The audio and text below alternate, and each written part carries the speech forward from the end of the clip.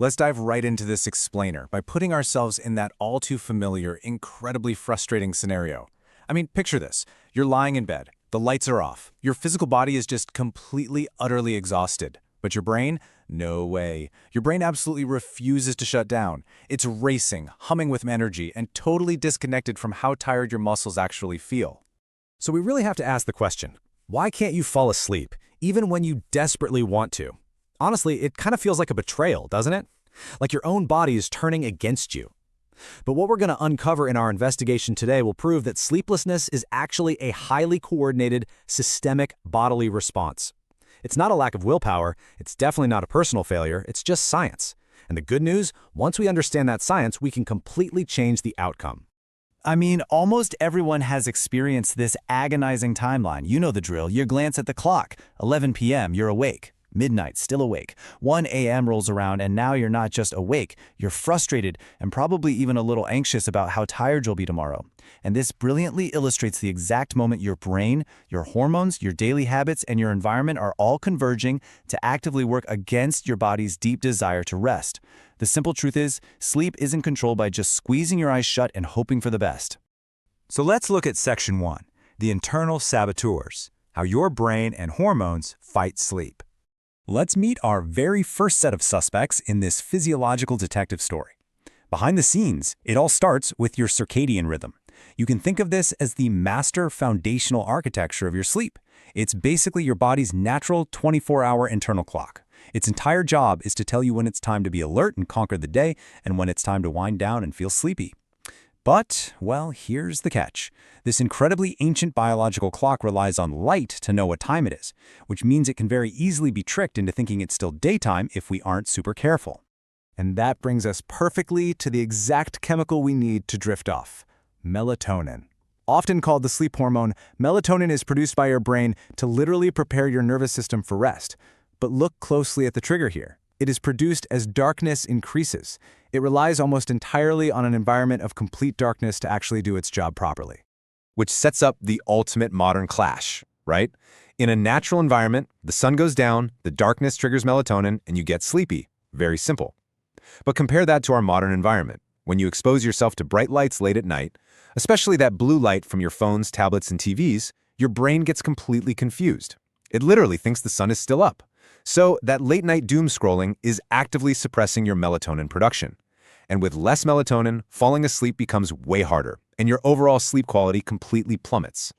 But light isn't our only internal saboteur. We also have to talk about cortisol. Cortisol is your body's main stress hormone. From an evolutionary standpoint, its job is absolutely vital. It keeps you alert, vigilant, and ready for action. You know, like running away from a predator. The problem? When you're stressed out and your cortisol spikes at night, it sends the exact opposite signal of sleep to your exhausted body. It's essentially sounding a biological fire alarm while you're just trying to take a nap. And you know exactly what happens when cortisol hijacks your brain. You're lying there in the dark, replaying awkward conversations from like 5 years ago. You're suddenly stressing about all your tasks for tomorrow. You're overthinking problems you couldn't possibly solve at 2 in the morning. You're trapped in this endless loop of anxiety, wide awake, while your physical body is practically begging for rest.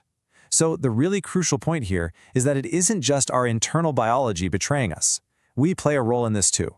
Which leads right into Section 2, the external saboteurs, how our habits and environments are hijacking our rest. Let's start with a really big one: caffeine. A lot of us severely underestimate how long caffeine actually stays active in our systems. Whether it's from coffee, an energy drink, or a soda, caffeine has a very specific mechanism. It physically blocks adenosine. Now, adenosine is a natural chemical in your brain that gradually builds up throughout the day to help you feel sleepy at night. So when caffeine puts a biochemical wall up and blocks that adenosine, your brain is forced to remain artificially awake. Actually, even that innocent little afternoon cup of coffee can linger for hours and block those natural sleepy signals way into the night. Then, of course, there is the absolute chaos of an irregular schedule. Think about this kind of pattern. You go to bed at 10 p.m. one night, stay up until 1 a.m. watching a movie the next, and then try to sleep at midnight the day after. Your body absolutely loves routine. So when you throw this kind of chaotic inconsistency at it, your internal clock struggles massively to stay synchronized. It doesn't know when to release the melatonin or when to lower the cortisol, making it incredibly difficult to initiate sleep naturally. And we definitely can't ignore the physical room you're sleeping in. Your surroundings play a way bigger role than most people realize.